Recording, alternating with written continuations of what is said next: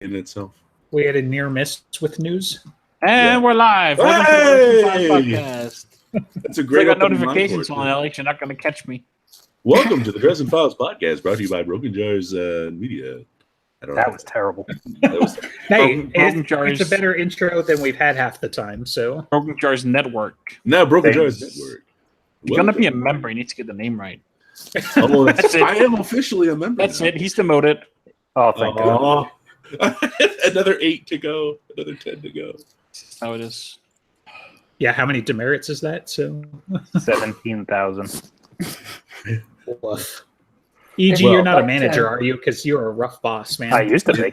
In 17,000 shows, I'm sure we'll have peace talks. Oh, jeez. Hey, so you're not allowed on the show next time we have Jim. Holy cow. Oh, yeah. He can't go on that episode. Forgive me. Stop listening to me and go write peace talks.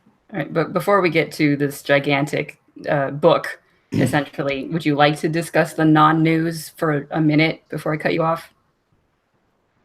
There's news.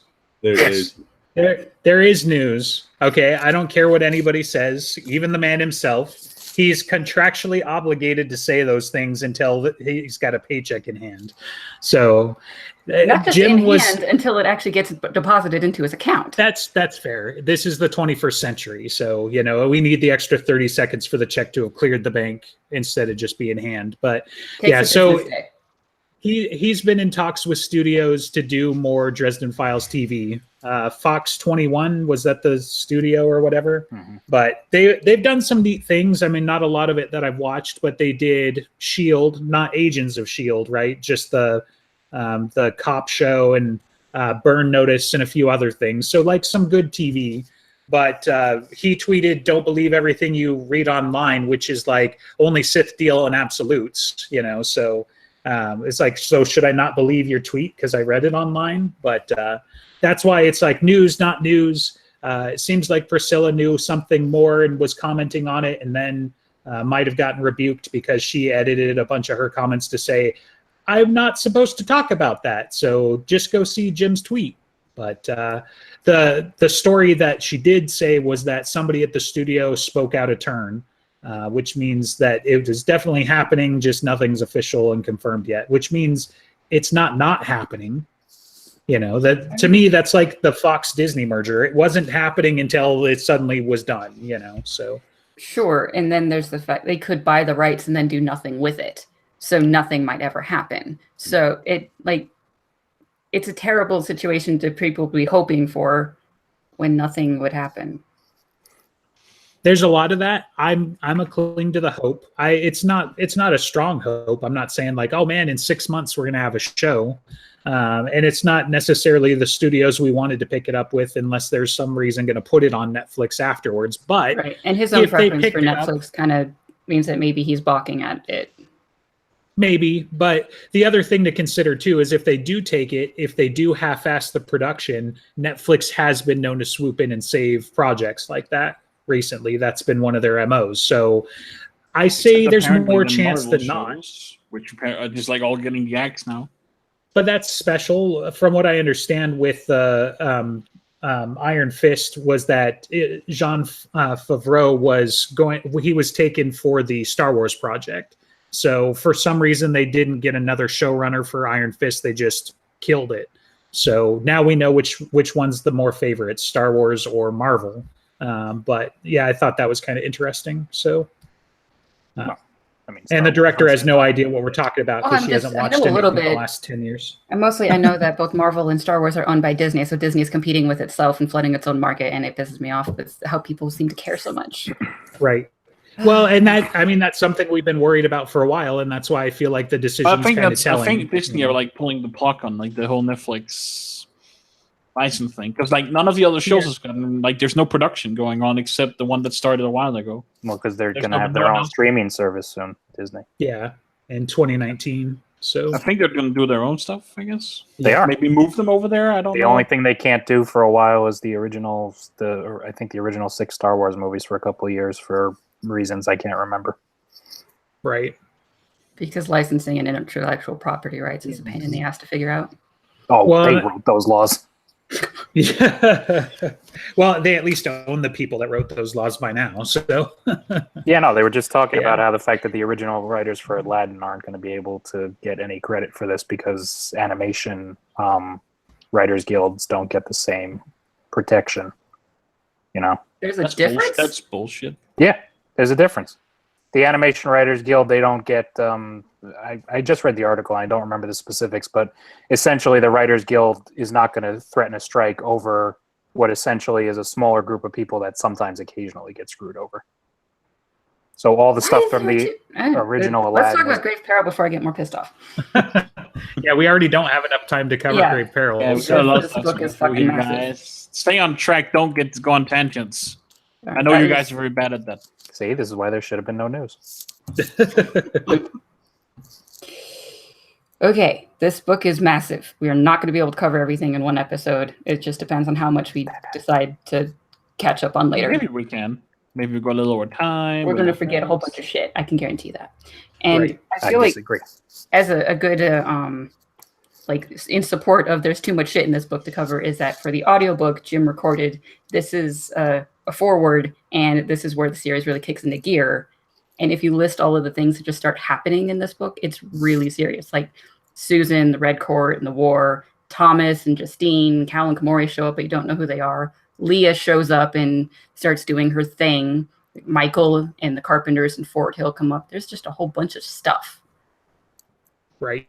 Yeah. A lot of things. Yeah, I was. And a bunch of lead-in too, things that are just mentioned, but not even dwelt on. The other Knights of the Cross. There's a whole system he's figured out in some way. The summer record we were talking about in the pre-show. There's a whole bunch of Dragon.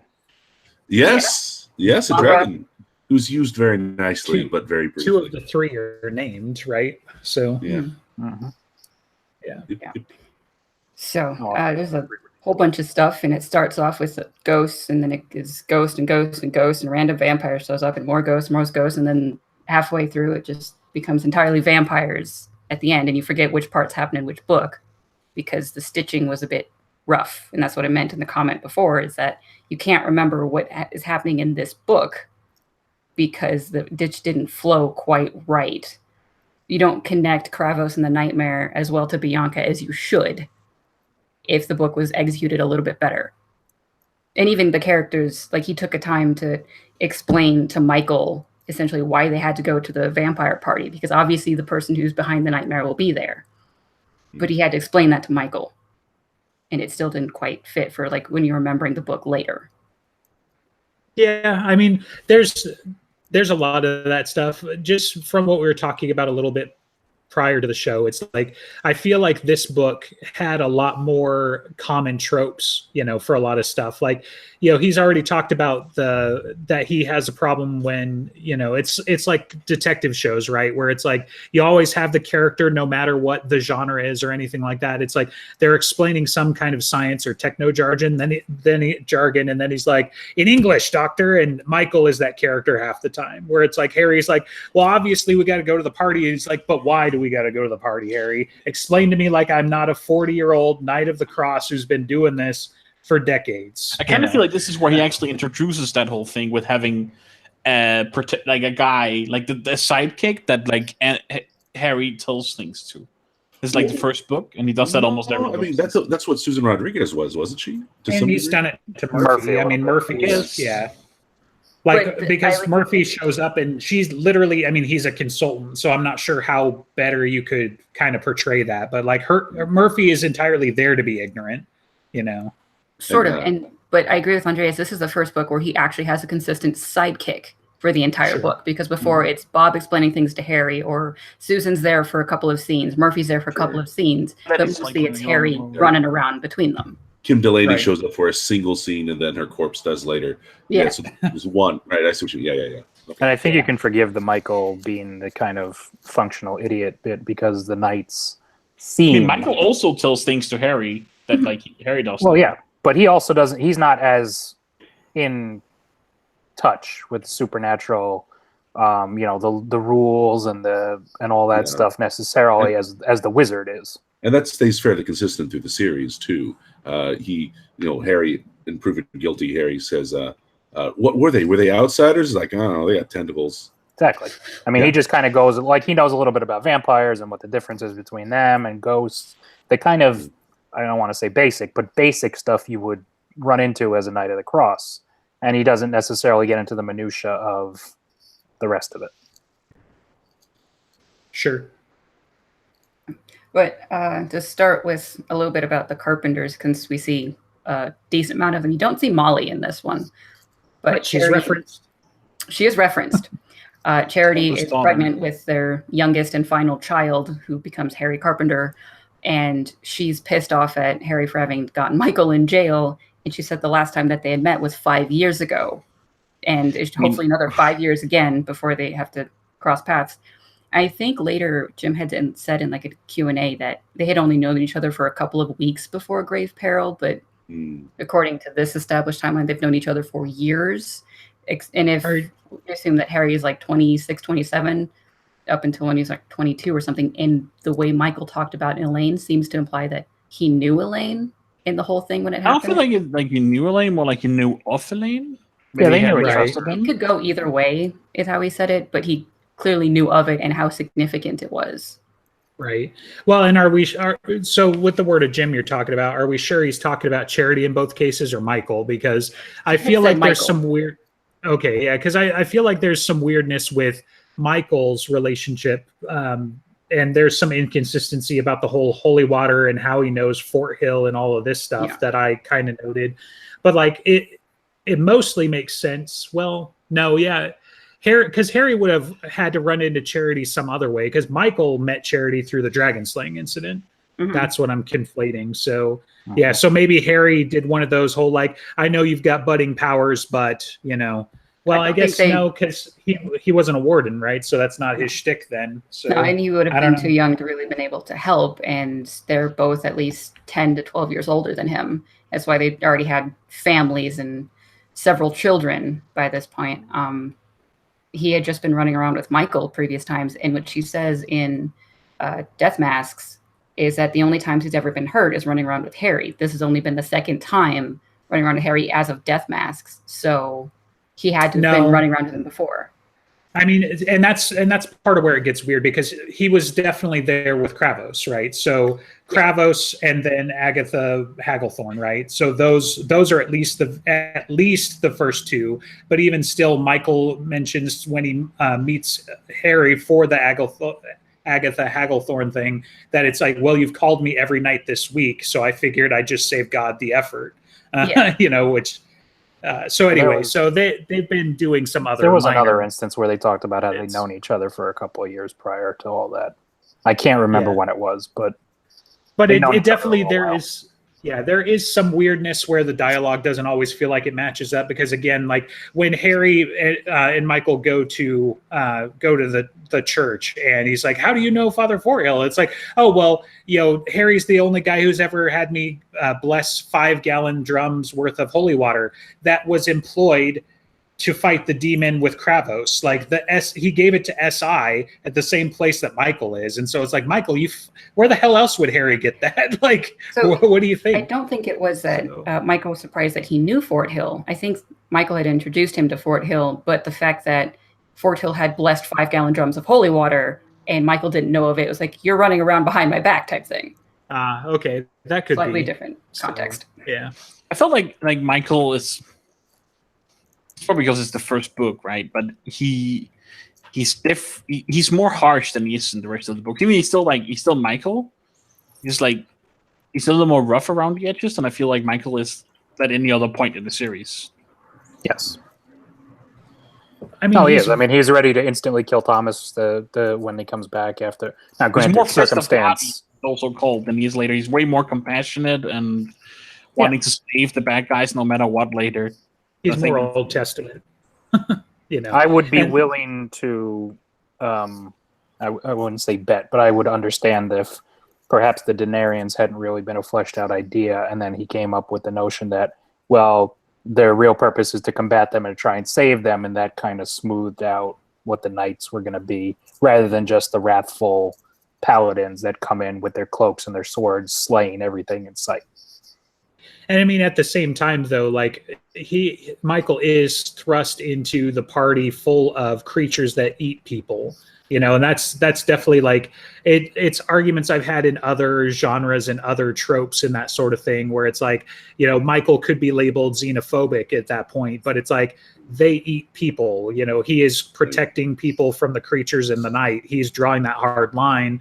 You could make the argument that White Court vampires they're less demony, more people, but at the same time they're still eating people, and that the White Court wants you to think that they're weak and helpless. So like I could kind of see him being like, I am on the wrong side of the field, I'm out of bounds, and I'm going to draw the hard line, because if I don't, I might get in trouble, let alone all of these kids that are being eaten at this party. And for a certain amount of this book, he's also probably on edge because his wife and child are in the hospital and Exactly. in terrible straits. And instead of being with them, he's running around with Harry trying to save people from getting eaten. And he doesn't have the sword. Right. Although he does that cool thing where he basically lights up with holy power, and all the vampires kind of retreat from him, which he never really does again. Right. And I feel like there's a lot of tricks like that in this book, though, right? Like Pyro Fuego's one, and there's something else I want to say that Harry's like. Yeah, well, he mentions it, but basically he can't do the same thing. Well, he uses Pyro Fuego on the hell's her name? Tessa, when she shoots Michael. In Small Favor. We'll have to see that then, because in this book he specifically talks about like he doesn't remember the words, and he's not been able to draw on that kind of power again. So it's just one of those things where it's like it's like his thing at Chichen Itza. It's like we've seen him do similar things, but nothing on that scale. And as soon as he tries to do it again, like we at least see it burn out on him in changes. Where he's like, nope, if I do that again, it'll kill me. This time it literally killed him, Pyro Fuego. And that's why I think it was pretty much a death curse, because his heart stopped at least twice in this book, Did it stop when he did Pyro Fuego? I only thought it stopped when it was Small Favor. I just checked. There was one in Small Favor and one in Grave Peril, and that's it. Okay, yeah. So with Pyro Fuego here, though, he mentions that his heart stopped beating and his chest seized or something like that, and then that's when Michael is like, please God, I know Harry hasn't always done what you would do, but he's at least tried to fight your battles or something like that with his little prayer, and that's when Leah helps them out. But Michael basically has to stop and give him like CPR right there on the field, is the way that I read it. So yeah, this one's qualitatively different in the scope of what it did. He was at least as angry because Michael had just been shot in Small Favor, but what he did to Tessa was essentially shoot like a comet at her, and he was furious, but he wasn't death curse furious because he still had some juice and all that. And is it a death curse if you don't die, like permanently? That's the question, right? And I say it kind of is because he would have, without intervention. But the way I see it, isn't it like they take their life energy and like put it all into this like this big spell? Right. It's like he literally says, I think, is that he died from doing that. But his description again is, he stopped pouring out energy not because the floodgates closed, but because there was nothing left to pour out. So again, like to me, it feels like semantics. Let's put it that way. Like as far as I'm concerned, that was a death curse. And that's part of why he doesn't do that so much anymore. But, like it was definitely really freaking close. And because we don't have something where it's like, well, it's only 90% a death curse, I just give him the whole shebang. The heart stopped. He had no more energy. Like maybe it wasn't truly a death curse because at that point he didn't have his mojo back because Kravos still had some of his power. So he was only able to get up to like 20% of death curse, technically speaking. Well, for him, but yeah, exactly. But it would be a death curse for someone else who doesn't sling around magic like he does necessarily. Right. And that's why I'm like, yeah, I think it checks, 2 of the 3 boxes. Heart stopped, power went out. He just didn't stay dead. So death curse. Mm-hmm. And who knows, like if Petrovich didn't fake his own death, if Petrovich didn't explode into a fiery ball of fieriness, maybe somebody could have gotten there with a defib and saved him. Maybe wardens don't run around with AEDs because they're technology. So not a lot of battlefield CPR happens in those cases, you know? So.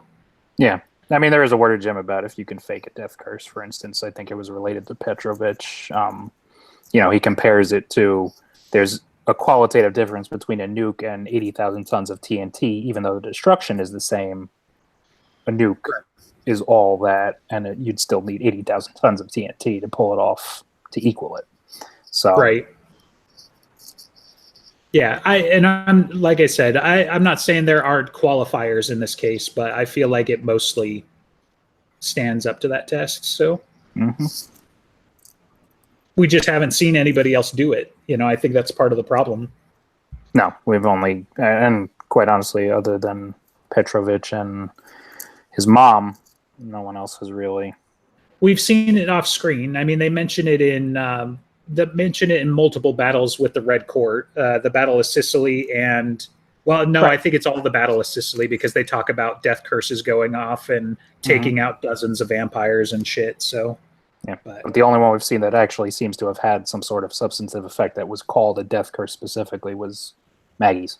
I mean, Petrovich's is still up in the air because people think he's alive. I know people think that Morgan did his by making himself be able to run, you know, at the end of Turncoat, but no one knows for sure. That's interesting. You've done a lot better than just like being able to run if it was actually his death curse. Well, I mean, somewhat on the scale of Morgan, yeah, especially with a couple of days, because the trial, I think, happened a day or two later, right? Or I mean, it was quick, but it was not immediate right off the island. Rest for a couple of like a day. Yeah, so he could have easily done something better than that, but it is a theory that the reason he was able to go on despite the blood loss was because he was fueling himself with his death curse type deal. Interesting. All right, so I mean, so that's a thing that happened. You know, like the death curse here or pyrofuego to sidestep the charged nature of the term anyway. Like I always thought it was interesting too because he kind of like, speaking of sidesteps, he kind of sidesteps any responsibility for Rule 1 because it's like, well, later on we find out that all the charred bodies were actually vampires and all of the people for some reason got dragged underground, including the already corpses, because I don't know why the vampires would grab the dead people, and the dead people definitely would not have shown up as vampires. Like he didn't have to have killed them for there still to be dead people there. You know, so for some reason that's also never brought up again, including like, guess what, next book when the White Council shows up for reasons.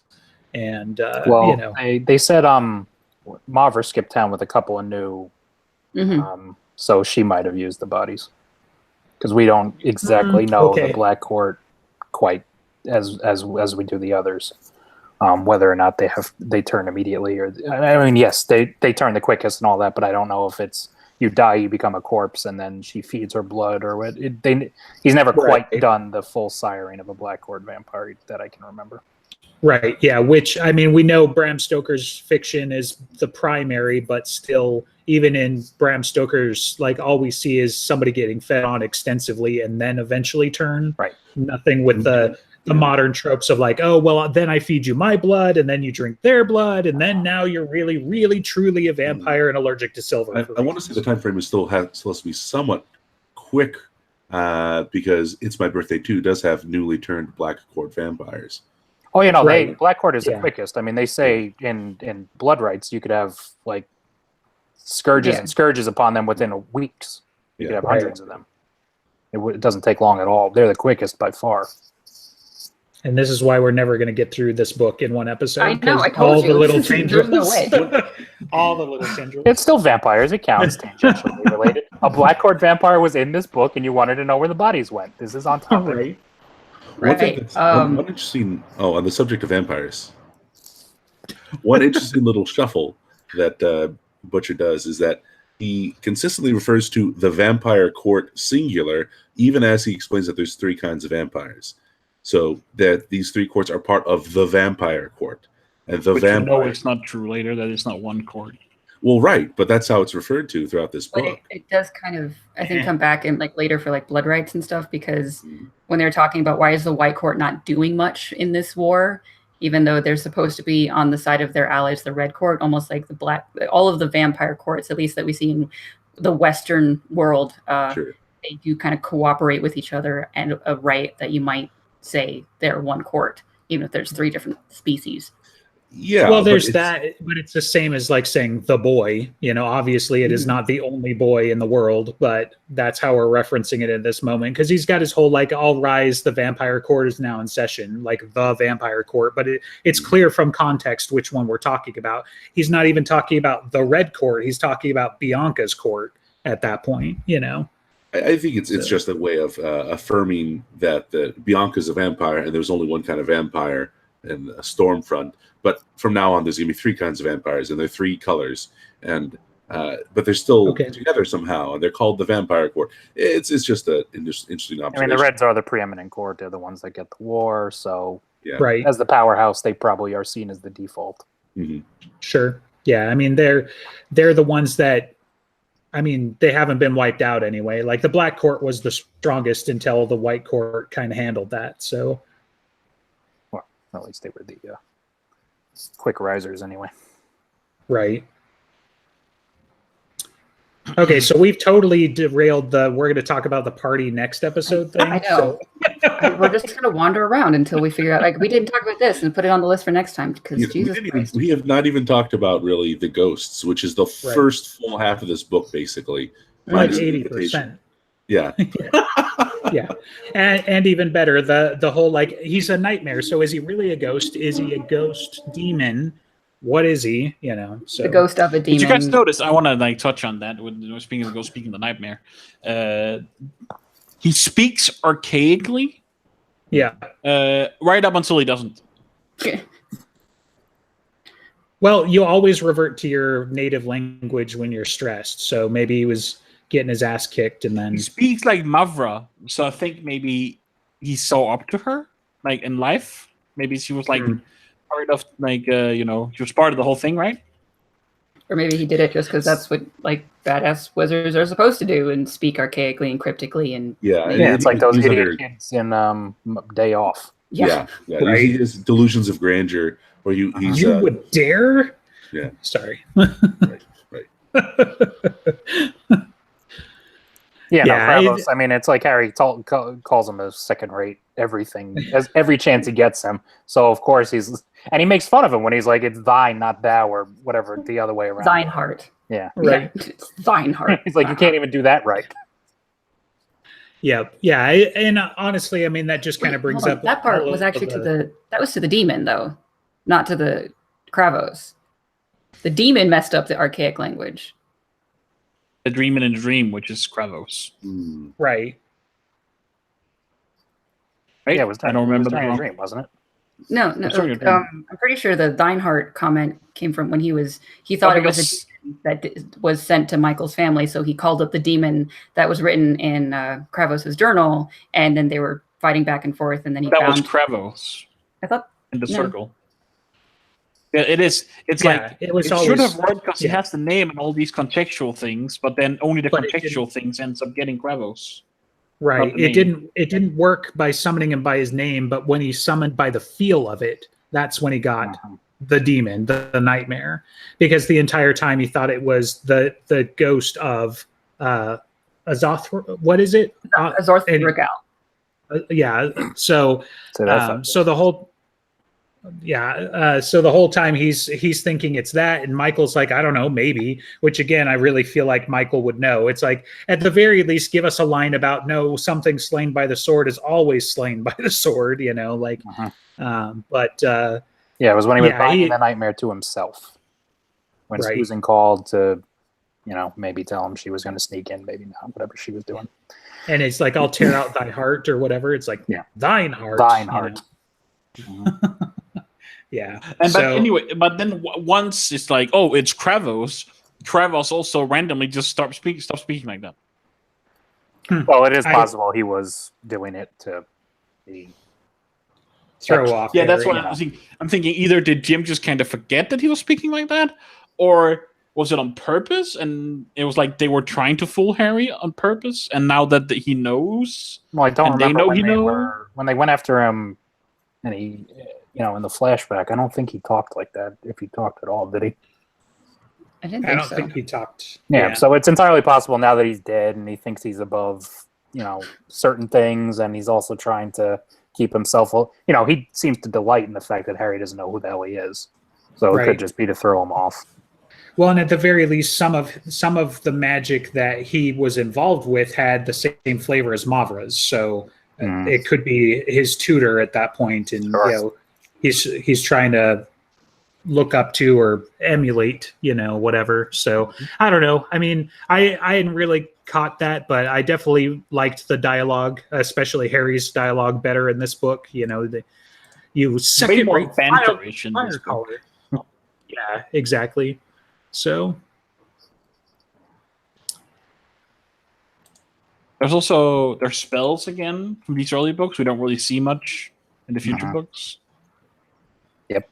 Right. You even get one of Kravos' spells when Harry casts it. So and about that, I had something that I caught was the fact that he uses Egyptian language, which same thing that Justin and Elaine did. So Egyptian as the bad guys, huh? Apparently, that might be something to do with outsiders. I don't know. No, that actually does tie it back even to the comics. So, because we see the Black Council when that Talbot, Major Talbot or Captain Talbot or whoever pisses him off. There's a sequence in that one's in Ghoul Goblin, I think, because that's the cursed family, right? Yes. So there, the Black Council there was Egyptians, because there's a little blurb from Jim, saying like I hadn't quite fleshed them out, but I wanted to show the Black Council here. So yeah, that could be a thing. Do we pick up any of Cal's spells like that, or? I don't think so. Only one, and it was kind of and it was supposedly supposed to be a hint towards Petrovich because it's kind of Russian, Germanic-ish, whatever it was. Right. Yeah, I can't believe I actually remember that, like, just on the top of my head. That's the only one we get to hear him say. Right. But I know Harry's spells, but apparently I knew his ones. I didn't realize that. But yeah, we get his first real use of earth magic with the magnetic thing through his cane here. Right, which was badass. Yeah. There was the summoning the ghosts, which was obviously an improvised one. But right. Another thing I noticed as well.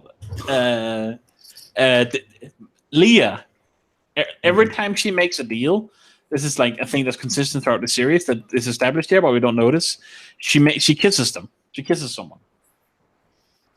They make a deal, like with Harry, she kisses him on the forehead. Except she kisses Susan. I'm pretty sure she kisses whenever she makes a deal, which is consistent with the Winter Court. Later, we just don't know it yet. Yeah, Susan, he also takes a little bit of blood. Or not Michael. Granted to. And an interesting thing about that is I noticed is that when Thomas comes back to Harry at the party, it's like your godmother kissed me on the neck. Right. They made a deal. Or she just did that to piss him off because it burned him. I think they made a deal of some sort, and we just don't know what it is yet. Still, that's the thing we still don't know. Leah acted very weird in this book at the end. Did anyone catch that? Because you also have to consider she used the athame. She did, yeah. But like in all of the deals that she's doing with Harry throughout the first 90% of the book, she's very calm and collected, and she's clearly the cleverer one there. But when he had taken the toadstool and that bargain about the milk thistle, she was really clumsy, and they had the upper hand when they shouldn't have. I mean, they had prepared themselves, but she was angry versus calm, and she wanted it given to her instead of bargaining for it. She had to be forced to the bargain, and then afterwards she used the athame to basically bend the rules of the bargain. Where I'm thinking that's also where she might have been infected. Well, yeah. So that she had already started showing symptoms. There's also the fact that we find out later she's pretty clearly devoted to the deal she made with Margaret. So it is also possible. I mean, granted, yes, she does use the athame right after, so I'm not precluding the fact that she could have started using it and started to see. But I also think she was kind of flustered, like, oh God, what? She also has some responsibility to Harry's well-being. Something I just wanted to finish about that the kiss on Thomas, where I definitely think they made a deal, and it's going to come at some point. But Did you notice that he was burned? He was like she kisses him and he's burned. I think that's because she just took like Susan's love or memories of Harry. Probably. Nice. Yep. I like it. What I was going to say about established later that like were you saying that you think Leah specifically fumbled it to keep him away from her because now she'd been infected? Well, no, I was saying she could have been flustered because she has this pre-existing deal with Margaret that we see later on is something she, in her own way, upholds all the time.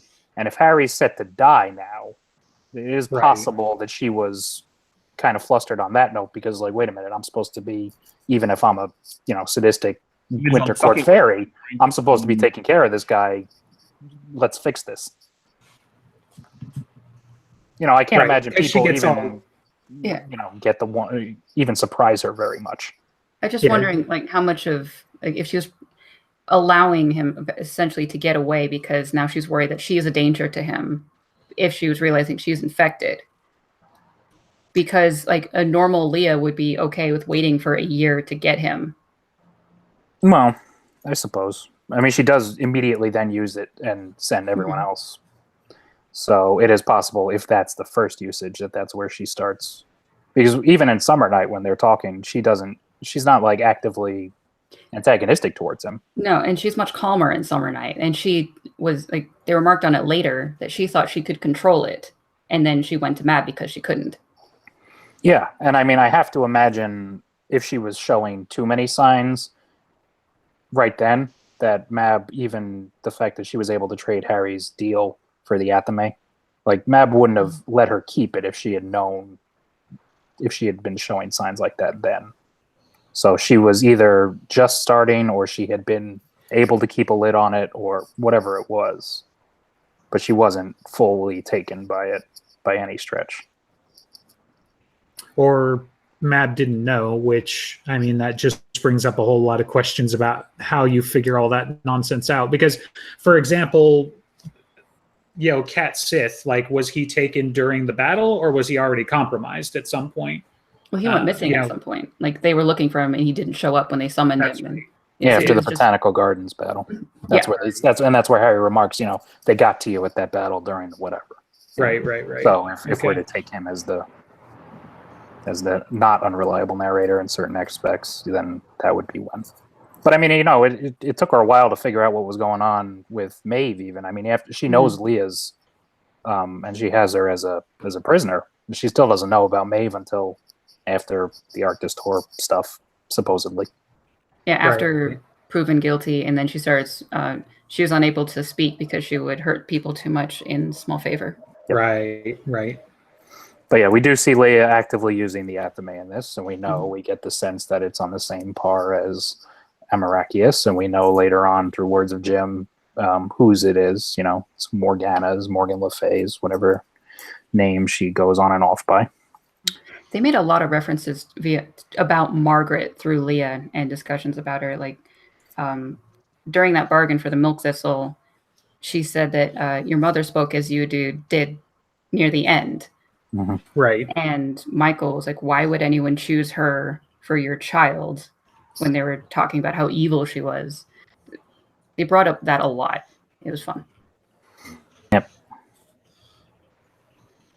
Well, we know that later on the deal that she made is supposed to be a bone of contention between them when the BAT comes up and all that stuff. There's another word of Jim about how, Maggie didn't quite get as much as she could have considering what was going on, which is funny considering that she got essentially the second most powerful fairy in the Winter Court to look after her son. But, let's face it, she takes liberties with that. So we'll see.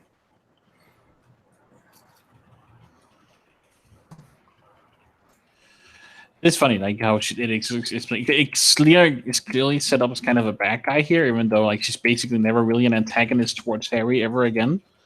If what? No, she's not really an act like she. Not counting proven guilty, no. Well, even that's not her. Yeah, exactly. Not to the same level, but she was going to leave Harry as a dog in changes. Well, she was going to leave them all as a dog in changes. I mean, she was. Right. And they were still going to go do what they were going to do. She probably could have reasoned with them that, oh, well, you're dogs now. You're obviously going to be able to fight better. She's still her. The fact that they happen to have a food dog around to tell her to, kick rocks. Right. So I find it interesting that Jim says that changes could have gone down a couple of different ways. He could have done the Dark Hallow. He could have gone to Mabry. He could have done Denarian things. But when he was playing along with Leah and going off to be a wolf or something, he's like, oh, can you make me winter white with blue eyes? I always wanted blue eyes. It's like, why did you want to be winter white? Yeah. I mean, I think I've said this before, but I'm willing to take him at his word that he didn't necessarily know where it was going, but it seems that everything was always pointing to winter. Right. I think Harry. I think he's fooling himself a little bit with that notion because we know there was a Denarian pattern, so that would have broken pattern immediately. We know the Dark Hallow takes a butt ton of other stuff to set up, which is why no one's ever done it again. And we know that winter is winter, so I think. Well, winter has been involved the entire time, right? So I think you got Leah, then Mab, then I think it was always one way or the other going to come down that way. Even if it was only 95% certain in his mind, it seemed like it was always right. I mean, even if you don't take all the extra circumstantial stuff, it definitely feels like it's the lesser of the three evils. Right. Which is why you've got Harry. Okay, Harry as the magical James Bond for a Denarian, but he's still going to be evil, like evil. And then you've got Harry as the mass murderer for the Dark Hallow. Like, how was he going to pull that off exactly without murdering a bunch of people? I mean, at that point, Michael would have stopped him. Right. And you have to consider that when we find out now later what the gates are and all that stuff, those other two options do not present him really any insight towards who's guarding. The fairies are the only ones that could pull that off. So the Denarians obviously aren't running around protecting the gates because one, they're the Denarians, and two, there's only 30 of them. And we see even most of them in one book, even if they don't all get names. And there's no just random Dark Hallow gods sitting there doing it because that's just kind of silly. Right. Well, not only do they not get names, they get taken out by a punk with a sniper rifle. So, like, they're not fighting Shoggoths and other outsiders. He's the Hellhound. He's a demon. You just called the Hellhound some punk? Yes. I mean, let's compare power levels is all I'm saying. Like, Kincaid's a badass, but he's a badass with a gun. He's a little bit bigger than Murphy's level, not necessarily like, okay, sure, he took out Dresden from 1,000 yards with a sniper rifle, but that's kind of what we're talking about. Like, he's not Ebenezer's level, despite them running in the same circle. But he's also taken out the most consistently disappointing villains in the entire book. So. What? Dozens of zombies were killed prior to that. Yeah. So. Ghouls, man. Okay, yeah, this isn't working. Nope. Okay, so ghosts. Yeah, Mortimer.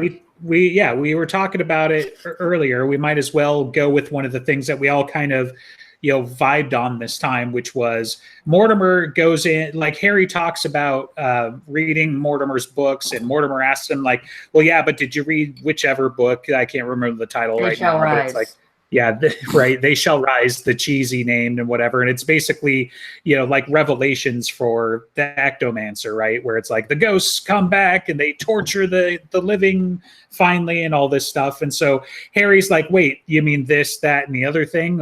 It all sounds like over the top, cheesy. I don't think it's going to happen that way. And it's like, it's kind of happening now, but I wonder if that's going to play into the BAT at all, because again, like, looking at the books through the new future past lens of, we know the Black Council's the one stirring the pot, so to speak, literally in this case, stirring the Never Never. What the hell was their goal? Yeah. Was this a preamble to the Dark Hallow and Cal trying to pull it off before somebody else did? Or was it playing into the BAT early on? And so maybe Morty's not off the mark. Maybe Harry's dismissing it, and in 6 more books or whatever, we'll be like, haha, I see, he was right. He did the thing. Well, Morty also seemed to be of the opinion that it was kind of happening now. His whole base. So I I tend to think if it was anything, it's probably more towards the preparing the way for the Dark Hallow, if there's interference. But not right then, because no one was trying to do the Dark Hallow. You think they're trying to prepare it for deadbeat time? Yeah, I think the Dark Hallow takes a lot more than just because otherwise it really doesn't make that much sense for no one else to ever try it again, even Cowell. Right. Because it doesn't take years of prep. They make it seem like all that was missing was the word, but they very clearly imply that the necromancers had been around doing acts of black magic and other things to prepare the way. And I mean, if you take with the notion, especially that we get from Zude, that Cal and Komori have been probably literally behind every damn thing that has happened, at least up to Deadbeat, then it's like, holy shit, like, did all of that play into the Dark Hallow? Was that their gambit, or are they still trying to get it pulled off for the BAT? Because they set up Victor, they set up the Hexen Wolves, they set up Kravos and Bianca. They at least pushed her. I don't know for the fairies, but they were involved again for. They could have been Aurora. They could have gotten infected to Aurora, and then considering that Mab and Titania had to build the Chicago over Chicago, that seems like a pretty clear bending of the veil. Right. That's possible. But I mean, and you also have to consider the fact that after this, I mean, the veil never becomes a problem again. Well, especially after Deadbeat, like if you think about it, like they've been involved really probably intimately into everything after Deadbeat, and then, so then proven guilty, that was Mab behind most of it, right? And then you go on, and it becomes less and less about Cal and Komori being intimately involved with anything. Well, because they'd also been shortchanged by Harry. I mean, he sidelined them. Mm-hmm. He injured Cowell with the Dark Owl backlash, and Komori, whatever it is. But we still see them as the brains behind White Knight. Yeah, right. But as far as the veil is concerned, that never seems to become a problem again. Sure.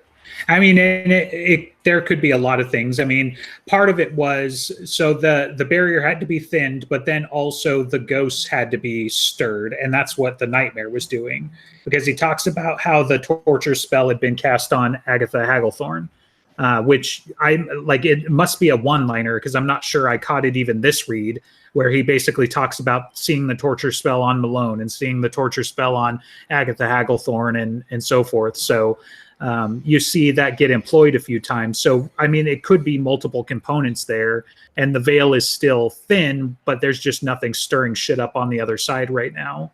I don't know. I mean, I just thought it was interesting that it goes through like, this is what the apocalypse would look like. And I'd be like, well, we'd be a fool not to listen right now, wouldn't we? So. Mm-hmm. Is it going to work, director? Is that light bulb going to turn on? I don't know. It's sparking. It's trying.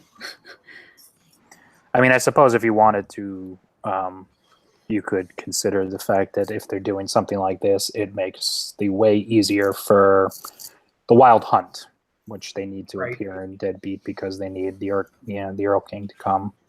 Even though, again, we see him and the Hunt appear in the Cold Days without the same seemingly preparation. That one they cheat though, right? Because they had Santa. Yeah, because basically Santa and the Earl King kind of were like, we should take the Hunt out this year like we do every year. What would be a good place? Chicago for no reason at all. That's why I kind of feel like they mentioned the Hunt doesn't come every year. The Hunt is only every couple of years, every 5, 6, whatever years it is. Yeah, because I'm sure Time and then Never Never and the Earl King doesn't really pay attention to the motor world until he gets bored, and then he got summoned specifically, and then they needed to make sure he was released. There was good hunting to be had in Cold Days, though. Mm-hmm. Right. But the Hunt doesn't go after ghosts. It doesn't even recruit ghosts. No, but it's made of ghosts. It's made. They have that discussion in Cold Days. He can raise specters most potent and all that stuff. Yeah. Well, I mean, it was the key component of the Dark Hallows, so they have to be. Because Cal's going to eat him and them and all that. Something I'm wondering is some of the hunters ghosts, or are like the armor and the matter that gets around people that joins the hunt made of like ghost magic or ectoplasm? Yeah. like Murphy's bike turning into a Jaguar. Mm-hmm. Right. Which is supposed to be impossible. Another little fun magic thing that we never hear from again. So far, I mean, granted, that one only happened 1.5 books ago. So it's not like Grave Peril. It's been 15 books, dude. Come on, is this going to pay off or not? A lot of the magic stuff that like happens, that like where Harry thinks it's impossible, it's often feels like it might be impossible for mortal wizards, but not impossible for it's just impossible for Harry, and it's just something so far beyond what Harry's capable of. Oh, easily. Like outside of his thoughts. Proven guilty. The perfect opening of the Never Never that Lily does. Whoa. Well, and he's just as impressed by Cowl in White Knight, Right. So, and because Cowl basically opens a gate, it's not just a tear that they go through. He opens a big ass gate, kind of like what Lily did. And but honestly, I mean, Harry does it to Lucio. If you want to do Deadbeat all over again, like if it's so far out of what you thought is even possible, then they're just like, oh, that's not even possible, because so much of their magic is predicated on how creative they are. And that's kind of one of Harry's gimmicks, is like his two superpowers are he likes to bend the rules and get creative with the rules. And his second one is just left me, but is lucky. It's him being lucky because, he talks about all the damn time. I should have died at that point. I was a fucking idiot. Kids, don't do what I did. Those are his two superpowers. That's basically what we call plot armor, aka Dana Starborn. Right. Yeah, we named it in this case. So he has the luck of the stars. Yeah. I mean, honestly, like even if you stripped away Harry's magic, I definitely feel like his superpower really is stubbornness outside of anything. Because it's like, the whole line, we see it with Vaterung, and we see it with the doll. I can't remember it. Anyway, the Ulsharavas. Whatever her pronunciation is. Right. Call it Wool for now. That definitely fits how he solves the mystery in Ghost Story and everything we've sent to this point. It's not so much that he's smart and he figures things out. It's that he keeps hitting the problem until his head breaks into the solution. Right. He's wrong until he figures out, oh, you're not a demon. You're just a demon ghost. You're just a ghost. Yeah. Oh. I have a question. I eat you. Yeah. So they're stirring up all the ghosts in the Never Never and everything, and they're weakening the veil. But that's different than what was happening in Ghost Story, where there were wraiths attacking everything. Is that not stirring up the ghosts in the similar way, but on the other side? Well, that was that seemed. It wasn't as widespread because it didn't have to be. It was just Corpse Taker who needed to do it for her own ends. Well, and the end result is different, right? So she was stirring everything up on the Never Never side, whereas here we're stirring everything up to attack mortal people. And so her actions didn't necessarily thin the veil or anything. It's not like wraiths and specters started pouring out into Main Street. It's just she was stirring them up on the Never Never side, or the ethereal or whatever. Some of them did, because that was the whole problem with the Lecter Specters, was they could, if they didn't have a proper leader, they were going to go a little apeshit. Like the Lecter Specters have always been able to manifest in their specific area, and the reason that they weren't a threat and we didn't see much to them is because Mort was picking them all up, removing them from their place of power, taking them to his place. And Stewart was kind of eventually. Stewart was kind of their the guy with his spirit gun and whatever, and they were, I think, followed him, or at least didn't do anything. A lot of those specters might not have been powerful enough, or before they didn't really act, and then when the whole Grave Peril thing happens, that might be when they start coming. Mort has been reminded of his power by Dresden, and all these ghosts are starting to stir up, and that's when he starts collecting them over the next 10 years. No, he does start getting his powers back. That's possible. Right, because Mort is definitely a has-been in Grave Peril, and it's this conversation, right, where he just gives him if you practiced a little bit more and stopped being such a fucking cheese bag, you could get your powers back. And apparently he takes that to heart, because he totally Uriel's him. Hey, that's greater plan Harry right there. Same as in the Warrior, helping out all those little people. Exactly, right. You don't realize, man, you're one line. I'm thinking there is maybe like more than just Harry's words, like ghosts starting to act up more because the veil was weakened. I mean, if in this book. Morty had his power in this book, he probably wouldn't have run out of town. He'd probably been able to protect himself. Right. And that's exactly what he does with the electrospecters. Yeah, and I think he has his power back at this very moment. System. Just that eventually, part of what makes him get all his power back is Harry talking to him, and he's both starting to act up more because of the events in this book. Well, and what happens with Harry's ghost? He has been fulfilled. Yeah, he finished his business. They talk about that. Sure. Because he was only around for that immediate task. And how do you make a ghost and still have yourself around? Because of the turbulence in the Never Never. So it is discussed. Like he could have never pulled it off. And I love it because it's one of my favorite lines this read through, because it's like, holy crap, it worked. He's just as fucking surprised as everybody else. Like, hey, what if I touch these two wires together and then look, I'm a ghost and he's a ghost and we're going to kick your ass. So because plot, that's why. So, it's a good thing that never happens again, because people might hold on, stop it. How did you do that when you're still alive? Right. Well, and I mean, that's to bring this up a little bit too. Like, this is his whole writing the case files after the fact. Like, he's like, little did you know this shit is really out there and we can do all this stuff. Like, that's why him teaching the baby wardens, it's gotta be scary on some level, because it's like, yeah, we're gonna take the luckiest, craziest, powerfulest son of a bitch of this generation and teach a bunch of baby wardens how to do that. I would say of the century, or even past 2 centuries. How old is Rashid again? Well, a wizard generation is weird, I'm sure, but yeah, I mean, and Rashid cheats, but yeah, can you imagine Dresden at Camp Kaboom? It's not showing them how to do fuego; it's how to summon a zombie T-Rex 101. Well, I mean, he's a crazy Maggie's powerful orphan kid. So in Crazy Maggie LaFay, everyone already is a little bit apprehensive about. So imagine that crazy, but with a lot more power, or with a lot raw power. That's just been and he killed his mentor. Come on, this Dresden guy is not good business. Killed his mentor, who was one of the top wardens at the time, at the height of his power. Retired. Well, one thing about the turbulence, I'm wondering if there's a second purpose behind the Black Council's machinations at this point, where they just because none of it makes sense. Right. They just generally want ghosts causing trouble and mayhem and people getting scared. And one common trope that Jim might have been thinking at this point is fucking is testing for the Dark Hollow.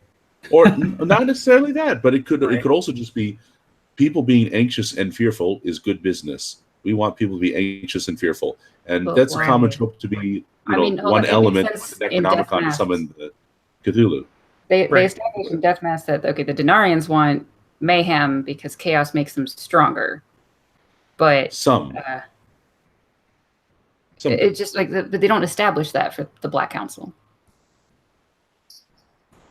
Well, they do kind of talk about it in Deadbeat, where having people afraid makes for easier black magic, right?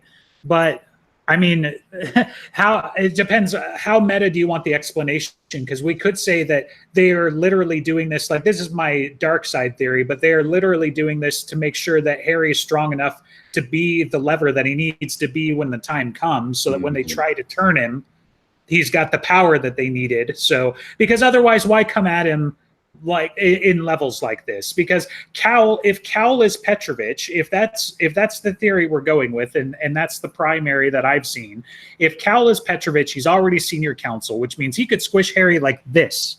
He doesn't need to fucking send Bianca's vampires at him and see him get lucky. He doesn't need to send some 2-bit fire caller and the weak ass potion master before that.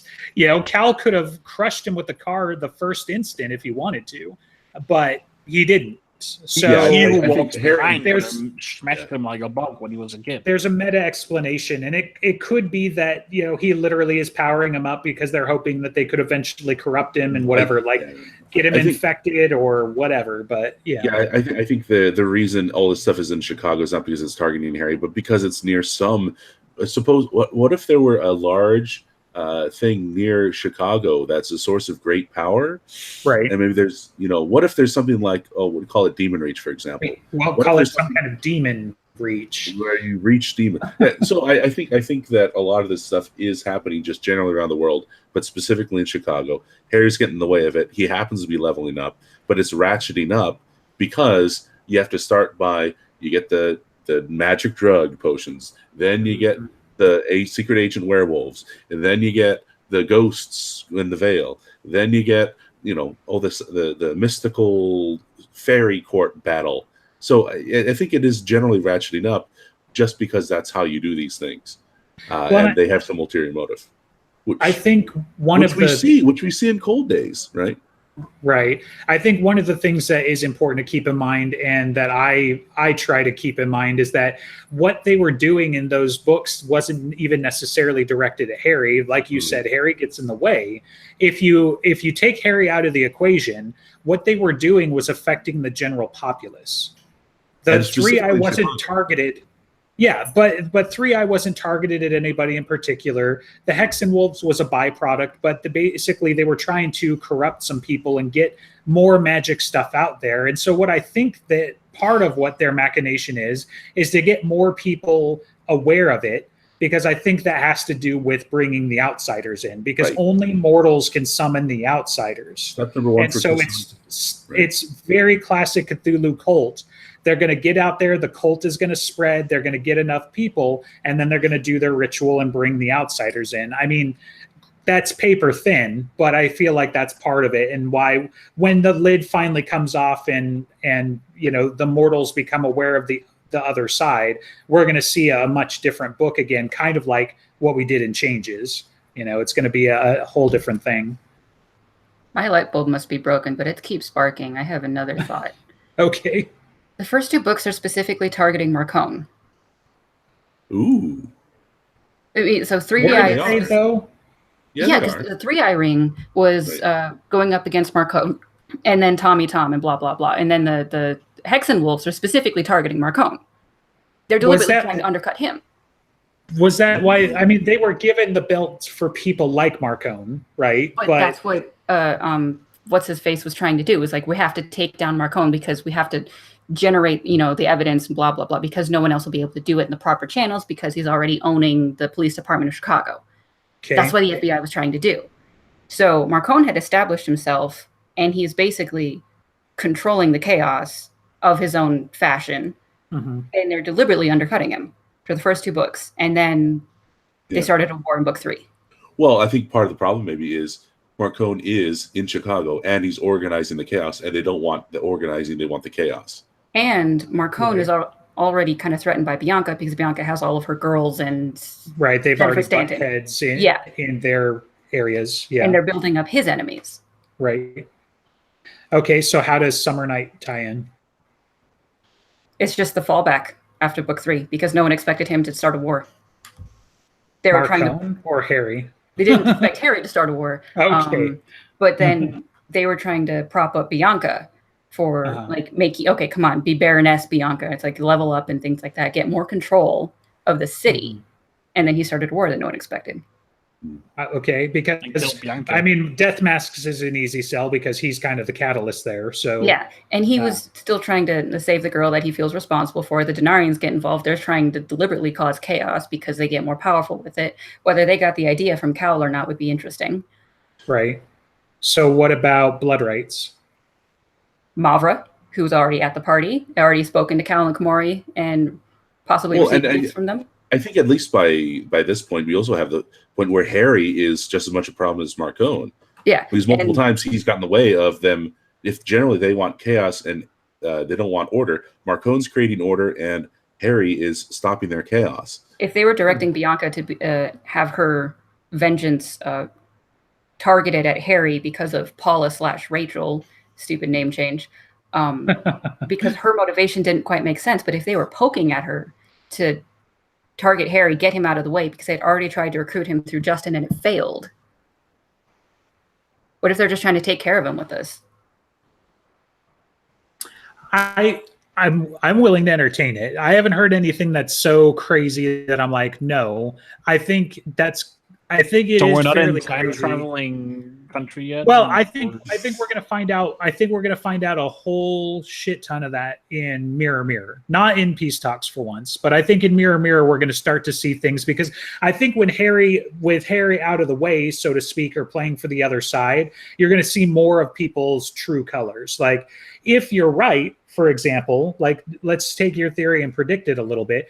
That means Marcone has kind of got to be the vanguard of Chicago a little bit there. Which he so has Marcone is going to step into Harry's shoes. Yeah, and which he has done after he's also done that when Harry was gone. Changes because Harry was gone, and then he had the BFG, right? Whatever it was. The BFS. Better Future Society, BFS. Yeah. The BFG Doom different thing. Big fucking gun. That's it works. Big friendly giant. Big friendly giant. So that's what Marcon has been doing, and I'm assuming that he got like a hint from someone, and that's why he decided to soul gaze Harry within chapter 2 and keep Harry around, trying to recruit him for his own side. Wow, I like it. I mean, I feel like there are some things that I still need answers for and whatever, but I think that'll be a new perspective I'll try and bring with me as well, because one of the things like we've talked about it, just trying to figure out what the Black Council's actually trying to do other than sow general chaos and just be douchebags, we got to get past, they're just twirling mustaches. Those evil guys, it's like, no, they got a plan. But yeah, I kind of dig that for Marcone's thing because otherwise, why? And it's not such a stretch. Like he's trying to get that under control because of how it hurt somebody, near him anyway, how it hurt that little girl and hurts kids. And so he draws that line where it's like no women and children, keep this between the professionals, so to speak. And I could see him very easily doing the same thing with the monsters. Be like, look, you got rules, I got rules. It's fine, but monster on human civilian action, no. Yeah. Right. And the Paranet. Yeah. Speaking, so I really want to talk about this today because I can see Benjamin's like we're over time. I brought up just FYI. Since we're talking theories and mirror, I feel like I have a really solid like idea about what the decision is. Like after going you gotta do mirror now because that's definitely we should save that for next episode conversation. I don't want to wait. Okay, all right. On a note card and we save it. We'll either get end your now. Crazy theory. If we save it, like I'm talking with you after the show about it, and then we'll do it next time on live. That's fine, but I'm not waiting 2 weeks. Here's what we do. We'll plug the shows right now. We'll let you say your crazy theory, and then the director's going to cut the feed. just before he gets to it. It's a Jim Butcher level cliffhanger, all right? This is the end of the first chapter. And we'll pick it up next time. I have a feeling. Are we really doing that? That seems mean. I have a feeling it's been on the forums. We have to make a decision right now. We either keep recording for another hour or we save everything for next time. I guess we are going to save it. Let's save it. I'd vote save it if those are the options, yeah. Okay. So, you can talk to us after the show, Andreas, but you better keep this in mind for next time because now our fans are like, come on, are you kidding me? At least 2 of our fans are thinking that. Yeah. So. Both of the ones watching right now. I feel like it's so good. But I'm afraid it's overhyped because they're going to wait 2 weeks and it's going to think about it. And then it's going to be really shit. Well, it's not Peace Talks overhyped, so we're good. Yeah. Peace Talks is coming out in 2 weeks. Oh, I wish. Yeah. I can't wait till those words are true. I can't wait. So this has been a broadcast of the Broken Jars Network. You do my job. I like this.